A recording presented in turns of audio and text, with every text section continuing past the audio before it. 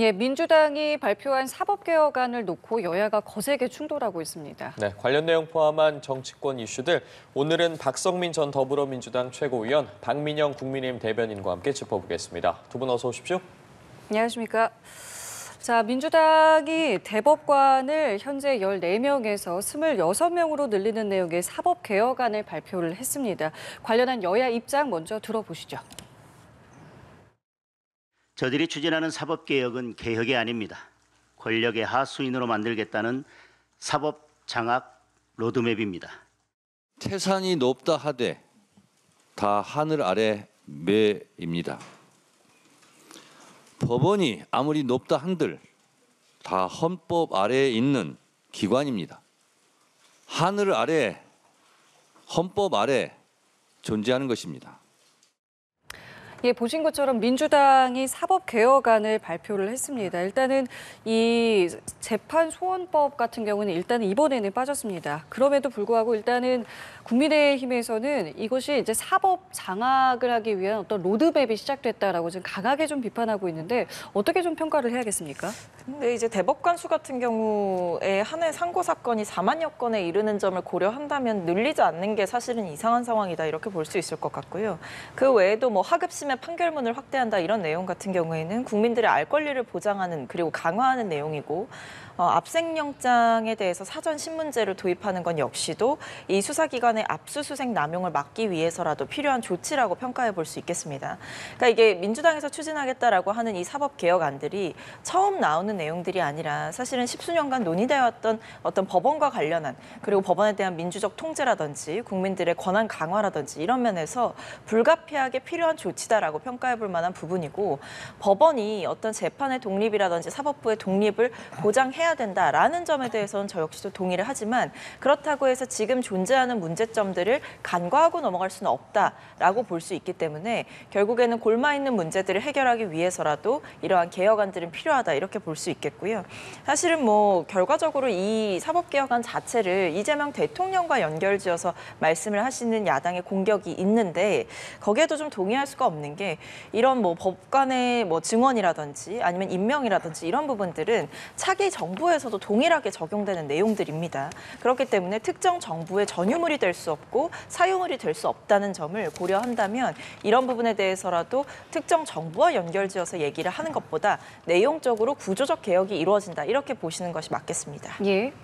네, 사실 일단은 누가 봐도 이재명 대통령 개인을 위한 위인설법이라고 하는 지적을 할 수밖에 없는 상황이라고 생각을 하거든요. 왜 그러냐면 뭐 재판부의 과부하, 재판이 과도하게 많기 때문에 인력 충원이 필요하다라고 말씀을 하시는데 정작 가장 많은 인력 충원이 필요한 것은 하급심이거든요. 그렇기 때문에 이 재판부의 부담을 줄여주기 위한 목적을 달성한다라고 한다면은 그것은 대법관을 늘릴 것이 아니라 1심, 2심의 재판부에 그런 부담을 덜어주는 것이 맞다라고 생각을 합니다. 그럼에도 불구하고 가장 전면으로 내세웠던 것이 대법관들에 대한 증언이었고 그다음에 여러 사법부의 지적이 일자 그때 가서야 하급심에 대해서 살펴보겠다라고 이야기를 한 것이기 때문에 이거는 엄연히 본말이 전도되었다라고 저는 생각을 하고요. 그리고 지금 이재명 대통령의 그런 선거법 위반 사건에 대한 파기환송심이 있지 않았습니까? 그 당시에 12명의 대법관이 찬성해서 10대 2 구도였거든요. 그렇다라 그러면 이 26명이라고 하는 숫자의 근거가 뭐냐라고 하는 겁니다. 결과적으로 이재명 대통령 사건을 뒤집을 수 있을 정도의 정족수를 만들기 위한 그런 목적이 아닌가라고 생각을 하는 거거든요.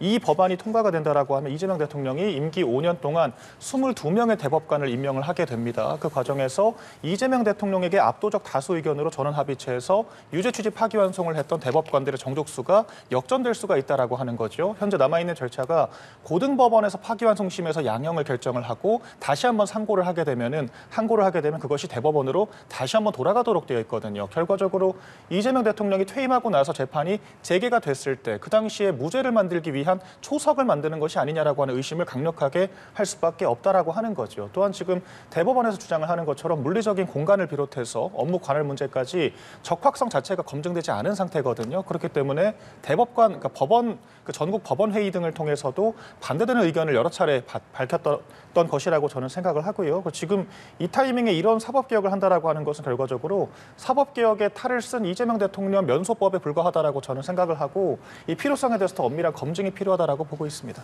예. 네, 이제 법원장들 사이에서도 사실 최근 국감에서 이제 법원에 대한 국감이 있었는데 증언안 자체에 대해서 공감대가 형성된 것으로 알고 있다라는 입장을 법원장들이 밝히기도 했습니다. 이 점을 좀 추가로 말씀을 드리겠고요.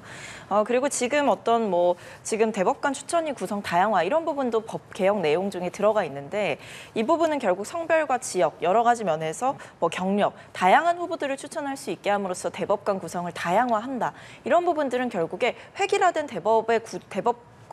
대법원의 구조 자체를 그리고 대법관들의 구조 자체를 변화시킬 수 있는 근본적인 방안이 될 수 있다라는 점에서 단순히 어떤 이재명 대통령과 관련한 재판 문제를 해결하기 위함이 아니냐라는 취지로 볼 것이 아니라 법관 전체에 대한 구성을 다양화하고 그리고 여러 면에서 국민들께 알 권리를 보장하는 방안 등이 구체적으로 담겨 있기 때문에 내용을 좀 더 살펴봐 주시면 좋겠습니다. 네, 근데 이게 그 법관이라고 하는 것이 다양성이 중요하다라고 하는 것은 정치적인 개념인 거라고 생각을 하거든요. 근데 법관이라고 하는 것은 관념 자체가 우리 헌법과 법률을 적확하게 해석을 하는 것이 중요합니다. 방금 이제 정청래 대표가 헌법이 중요하다라고 이야기를 했는데 언제부터 그렇게 헌법을 중시했는가 저는 의구심이 좀 들거든요. 대법원장에 대해서 부적절한 가짜 녹취록까지 들고 와서 사퇴 압박을 했던 것이 민주당이었고요. 최근에도 현장 국정감사를 한다라고 하면서 대법원의 법대까지 올라가서 현장 그 경호관들의 제지에도 불구하고 영상까지 찍어서 올리는 부적절한 모습들을 보이지 않았습니까? 이런 것들을 보더라도 그 민주당의 그 의도성이라고 하는 것 자체가 순수하지가 않다라고 의심할 수밖에 없다라고 생각을 하고요. 결과적으로 다양성이 됐건 업무 과부하가 됐건 민주당이 만들고자 하는 포장지에 불과하다라고 생각하고 그 본연의 목적은 제가 아까 구체적으로 설명을 드렸던 것처럼 이 대법원의 구조 자체를 기존의 파기환송심의 의결 정족수를 역전시킬 정도로 바꾸기 위한 그런 수로밖에 보이지가 않는다라고 생각을 합니다. 지금 민주당의 주장을 한 발 더 나가게 되면 지금 남미권 국가들이 하고 있는 법관 선출제까지 가게 되는 거거든요. 그런데 법관들을 선출하지 않는 이유, 그 다양성이라고 하는 것보다 법의 엄밀한 적용을 중시하는 이유는 법관들에게 당파성, 정파성이 생기게 되면 그 자체로 공정한 판결을 기대할 수가 없기 때문입니다. 우리 국민들께 아마 100에 99명은 당에 의해서 선출된 법관들보다는 엄격한 그 시험과 검증을 거쳐서 만들어진 객관적인 법관들에게 재판받고 싶어 할 거라고 저는 생각을 하거든요. 그렇기 때문에 사법부의 본연의 취지와 존재 이유가 뭔지부터 숙고를 좀 해볼 필요가 있다고 보여집니다. 알겠습니다. 민주당의 사법개혁 특위 관련해서 저희가 두 분께 이야기를 여쭤보고 있었는데 지금 사개특위의 사법개혁안에 포함이 되지는 않았지만 정청래 대표 같은 경우에 재판소원제도의 도입도 논의하겠다라고 밝혔습니다. 이와 관련해서 법조계에서 지금 법 체계나 상고심 사건 수, 처리 방식 등 이 구조나 성격이 다른 각국의 사례를 숙고 없이 만약에 이식을 하게 된다면 혼선이 빚어질 가능성에 대해서도 우려가 있는데요. 지금 지도부 차원에서 지속적으로 추진하겠다라는 입장으로 봐야겠습니까? 그러니까 일단은 좀 당내에서 논의가 좀 더 있을 것으로 예상이 됩니다. 지도부 차원에서 당론으로 이제 추진을 해 나가겠다 그리고 발의를 하겠다라고 했지만 또 한편으로는 이 재판 소원과 관련해서 조금 더 논의가 마무리 지어지지 못하고 사개특위 안에서는 그렇기 때문에 빠지게 되었다라는 얘기를 덧붙였기 때문에 당내에서 좀 더 충분한 논의가 있어야 된다라는 생각은 들고요. 다만 여기에 대해서 이제 재판 소원이라고 하는 제도가 결국에는 헌법상의 이 보장된 기본권을 침해받은 과정에서 보통 여기 이제 단서 조항으로 달려 있는 게 법원의 재판을 제외하고라고 현행법에는 되어 있습니다. 예. 근데 이 헌법재판소법에 대해서 이제 개정을 한다라고 하는 것은 지금 법원의 재판을 제외하고라는 이 문구를 제외한다는 거거든요. 이 부분을 뺀다는 겁니다. 그렇기 때문에 지금 어떻게 보면 입법이라든지 아니면 과정 가운데에서 저는 아마 붙이기 좀 붙을 것으로 예상이 되는데 예를 들면 헌법 소원을 남발하는 거 아니냐라는 어떤 부작용에 대한 우려는 사실 재판 소원의 대상 자체는 확정 판결이 나온 재판에 대해서만 한다라든지 아니면 재심이나 환송심이라든지 이런 후속 절차들까지 구체적으로 명기를 하게 된다라고 한다면 새로운 절차가 도입되었을 때 혼선을 좀 줄일 수 있을 것이다 이렇게 보이고요.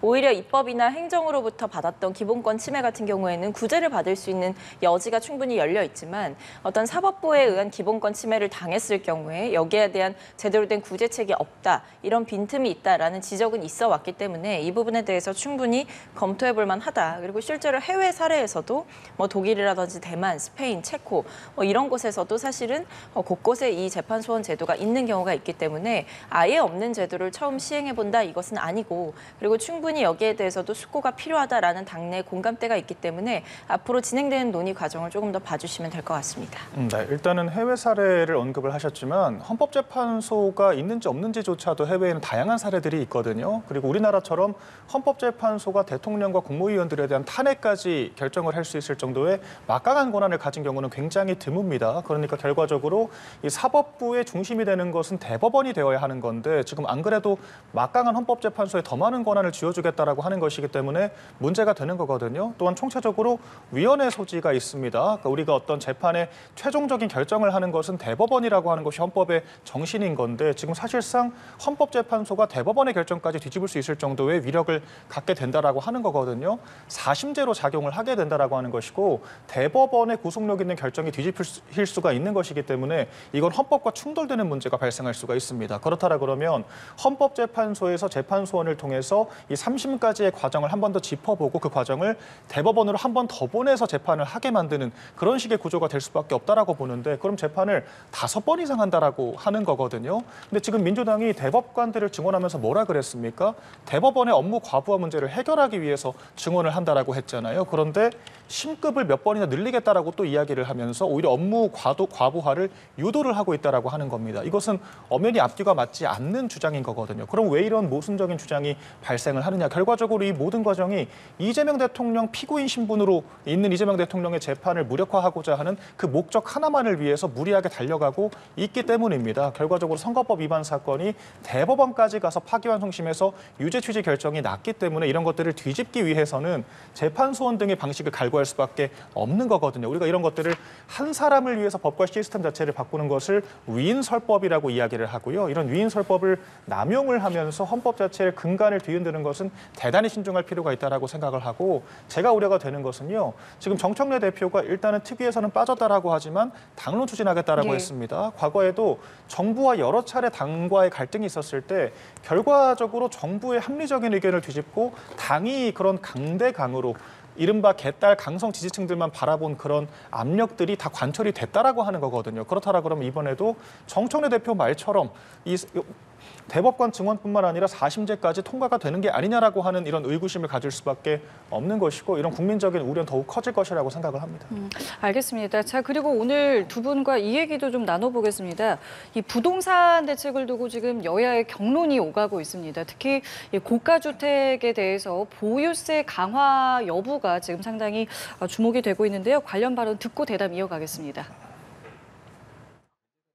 보유세 강화나 거래세 인하라고 하는 것은 민주당의 뭐 오래된 그런 방향들이지만 논의를 하고 있다거나 그런 것은 사실이 아닙니다. 무모한 이재명 정권이 문재인 정권의 세금 폭탄까지 가피한다면 결과는 자명합니다. 시장을 배신한 대가는 정권의 몰락입니다. 지금 국민의힘에서는 국민의 정서를 외면했다. 이것의 대가는 정권의 몰락이 될 것이다라고까지 이야기를 하고 있는데 이제 내놓을 수 있는 카드 그리고 좀 주목하고 있는 것이 이제 공급 대책이라던가 아니면 보유세 입니다. 관련해서 뭐 어떻게 좀 진행이 될 거라고 저희가 보면 되겠습니까? 근데 일단 지금 당의 공식적인 입장은 보유세를 강화하는 방향에 대한 논의는 하고 있지 않다라는 공식적인 입장이 있었습니다. 그리고 실제로도 뭐 일부 최고위원들은 부동산 보유세를 가지고 부동산의 폭등을 막겠다라고 하는 것은 사실상 어설픈 정책이다라고 이야기를 하면서 이 보유세 강화에 대해서는 좀 이견이 있다. 혹은 보유세 강화에 대해서 지금 당 차원의 지도부라든지 이런 곳에서 논의하고 하고 있는 것은 아니다라는 입장이 있었기 때문에 당장 어떤 추진이 된다 이렇게 보기는 좀 어려울 것 같고요. 다만 이제 보유세 강화 같은 부분은 뭐 이전에도 몇 번씩 언급이 있었던, 특히 부동산 대책을 말할 때 그리고 정책을 뭐 개진해 나가는 방향 가운데에서는 항상 세제 개편 논의는 좀 있었던 거거든요. 그러면서 부동산 투자에 따른 기대 수익을 낮추고 어떤 투기에 과열되는 심리를 막을 수 있다라는 점에서, 그리고 조세 형평성 차원에서도 이 보유세 강화가 필요하다라고 주장하시는 분들도 일부 계시기 때문에 당 차원에서 논의 자체는 이루어지고 있지 않지만 어떤 정부와 소통을 하면서 얘기거리로 될 수는 있겠다라는 생각은 듭니다만, 지금 상황에서는 당에서 제가 봤을 때 보유세 강화에 대해서 구체적인 움직임이 있는 상황은 아니고 오히려 조금 더 안정적인 공급 대책이 나와야 된다라는 점에 주목을 하고 있는 상황이고, 그리고 최근에 있었던 규제 대책이라든지 아니면 부동산 정책이 여러 면에서 이 집값을 어느 정도 좀 안정화시키고 잡는 데 효과가 있었다라고 한다면 결국 이 집에 대한 욕구가 있고 그리고 투기 심리를 억제한다라는 명목으로 규제만을 강화할 수는 없다라고 보는 시각도 대다수이기 때문에 결국 안정적인 공급책과 조금 더 신속한 대책이, 보완 대책이 나와야 된다라는 점에 있어서 공급 대책에 조금 더 방점을 맞춰서 얘기를 하게 될 것 같습니다. 그러니까 실제로 지금 민주당의 목소리를 좀 보면 보유세에 있어서는 조금 선을 긋는 듯한 네. 모습이거든요. 어떻게 좀 갈 것 같으세요? 증세라고 하는 것이 사실 표심에는 직격탄이 될 수가 있기 때문에 당 입장에서 신중한 모습을 보일 수밖에 없다라고 생각을 합니다만, 결과적으로 국민들이 바라보는 것은 정부의 정책이고 메시지거든요.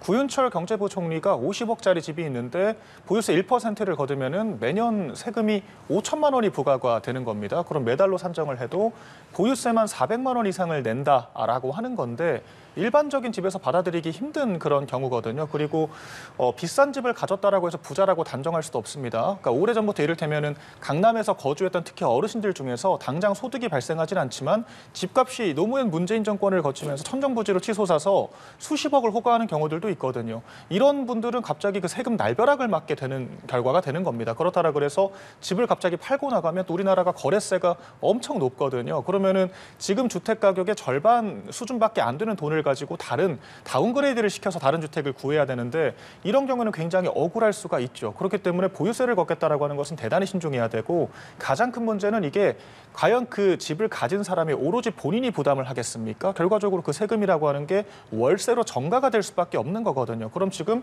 집도 못 사고 대출을 못 받기 때문에 전세 자금도 지금 묻겠다라고 하고 월세를 전전할 수밖에 없는 젊은 청년들이 직격탄을 맞게 되는 거거든요. 모든 국민들이 불행해질 수밖에 없는 겁니다. 그렇기 때문에 이런 부분들은 굉장히 신중해야 한다라고 생각을 하지만, 지금 내각과 대통령실과 정부가, 그러니까 당이 모두 다른 이야기를 하고 있기 때문에 국민들은 굉장히 혼란스러울 수밖에 없다라고 생각을 하고요. 지금 공급 대책은 없는 것과 마찬가지입니다. 지금 시공능력 10대 그룹들의 모든 건설사들의 건축이 중단이 되어 있습니다.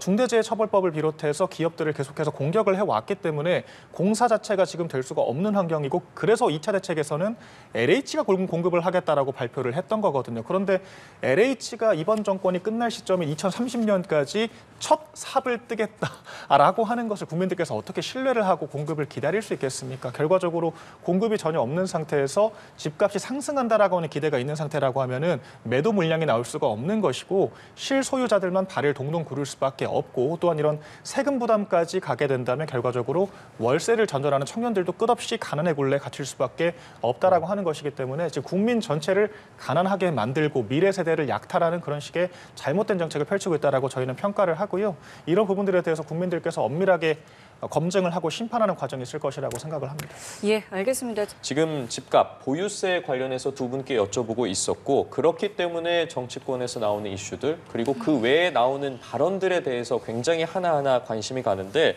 최근에 국토교통부 1차관이 유튜브에서 발언한 내용이 논란이 되고 있는 상황입니다. 이번에 부동산 대책에 대해서 집값이 유지가 된다면 이제 그때 사면 된다. 그동안 오른 소득으로 집을 사라라는 취지로 읽히고 있는데, 이 발언에 대해서 좀 어떻게 해석해봐야겠습니까? 그러니까 좀 민감한 상황 속에서 나온 발언이기 때문에 사실은 뭐 제가 봤을 때 발언의 취지 자체는 지금 상황에서 뭐 투기가 좀 과열되는 심리가 있었고 그런 흐름들이 있었고 집값이 계속 올라가는 흐름이 있었는데 그 부분을 안정화시키겠다라는 취지의 정부의 대책이 나왔고 그렇기 때문에 집을 사는 어떤 그 타이밍이라든지 상황들에 대해서 적기가 있을 것이다라는 취지의 이야기를 하는 것은 결국 지금 어떤 과열된 상황에서 집을 구매하는 것 자체가 좀 무리일 수 있다라는 취지의 말씀을 하신 것 같습니다. 근데 여기에 대해서 뭐 정책 통해 집값이 안정되면 집을 사라라는 말은 결국 이 정책을 통해서 이 안정화의 효과가 분명히 나타날 것이니 조금만 기다려달라라는 말씀이신 것 같고 지금 뭐 앞에서 저희가 잠깐 보유세 얘기도 했지만 사실 여기에 대해서도 대통령실과 당의 공식적인 입장은 논의되고 있지 않다. 그리고 대통령실 차원에서도 공식적으로 보유세에 대해서도 입장이 없다라고 이야기를 했기 때문에 어떤 세제 개편까지 가는 방향에 대해서도 아직은 정해진 것이 없다라고 봐주시면 될 것 같고요.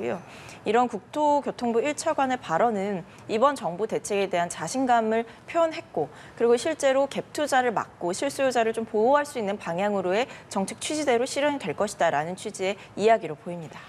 네, 청년과 무주택자들에 대한 전혀 공감이 이루어지지 않고 있는 단계라고 저는 생각을 하거든요. 비유를 하자면 지금 그 이재명 정권의 주요 고위공직자 인사들이 30억대를 호가하는 그런 주택들을 다 소유를 하고 있다라고 평가를 받습니다.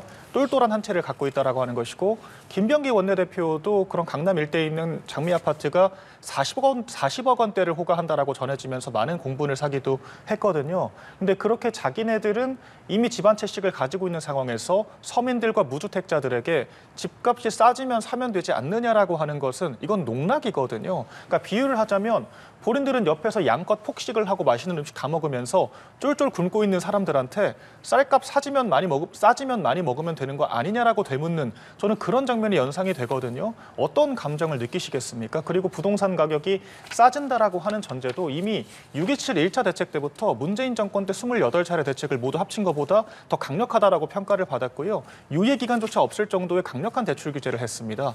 그럼에도 불구하고 지금 윤석열 정권 3년 동안 오른 집값보다 이재명 정권 4개월 동안 오른 집값이 더 많습니다. 한국부동산원 공식 통계에서 나온 기록인 것이고요. 이런 것들을 봤을 때 과연 누가 앞으로 집값이 떨어질 거라고 기대를 하겠습니까? 기대를 안 하기 때문에 대출이라도 받아서 그러니까 미래 소득을 땡겨서라도 집을 사겠다라고 하는 게 지금 서민들의 생각인 거잖아요. 결과적으로 그런 계층 이동 사다리를 모두 다 막아놓고 우리만 주거지를 갖고 당신들은 가질 수 없다. 우린 괜찮고 국민은 안 된다라고 하는 그런 문재인 정권식의 실책을 답습을 하고 있기 때문에 결과는 안 봐도 비디오라고 생각을 합니다.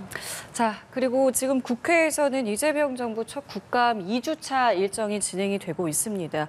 어제 법사위에서는 법원에 대한 국감이 있었고요. 어제 이 자리에는 이제 나경원 국민의힘 의원의 배우자인 김재구 춘천지방법원장도 출석을 했습니다.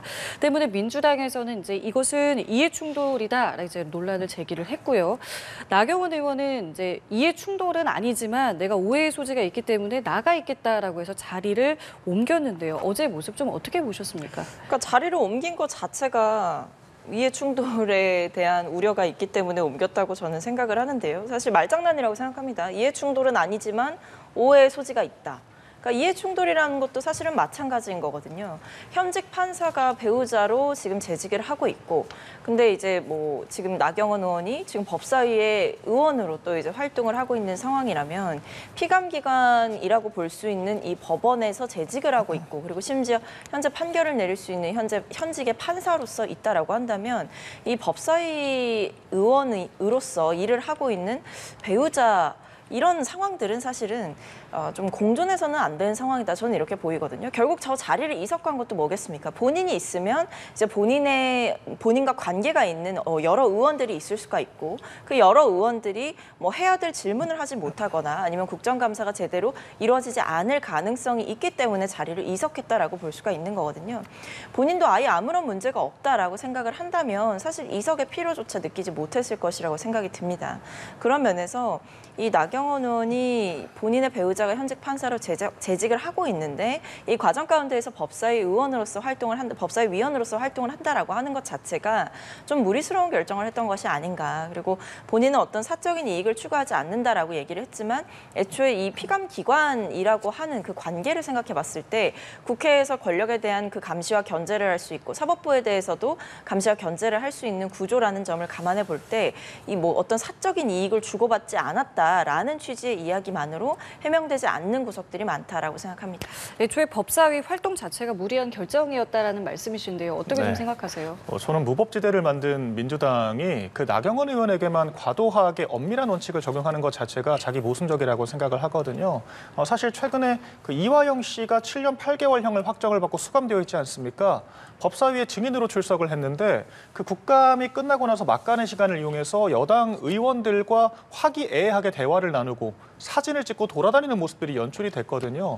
범죄자들이 여당 의원들과 이렇게 화기애애하게 이야기를 하면서 범죄자에게 유리한 그런 증언들을 유도하는 행위들은 이해충돌에 해당하지 않습니까? 그리고 박범계 의원 같은 경우도 패스트트랙으로 지금 기소를 앞두고 있는 상태인데 본인 재판 받는 과정에서 법사위 간사했거든요. 그리고 박지원 의원 같은 경우에는 본인 사건, 서해 공무원 피살 사건에 대해서 본인이 피감 기관을 향해서 대놓고 내 사건 예. 공소 취소하라고 이야기를 했습니다. 예. 이런 상황들만 보더라도 이해충돌은 행위로 드러났을 때 문제를 삼는 것이 맞다라고 보고요. 나경원 의원 같은 경우에는 그 남편에 대해서 증인 소환을 반대를 했던 것도 아니고 직접 질의를 하면서 이해충돌 소지를 나타낸 것도 아니고 사건이 직접적으로 연루된 것도 아닌데 민주당은 대놓고 이해충돌 문제를 발생시키고 있으면서 나경원 의원에게 지나치게 생트집 잡기식의 지금 문제 제기를 하고 있다라고 생각을 하고 아직도 나경원 의원은 지금 간사 내정자로 되어 있습니다. 이것은 추미애 의원이 지방선거를 겨냥하고 개딸들에게 소구하기 위해서 불필요하게 줄다리기를 하고 있는 게 아닌가라고 하는 의심만 받게 될 것이라고 생각을 하고요.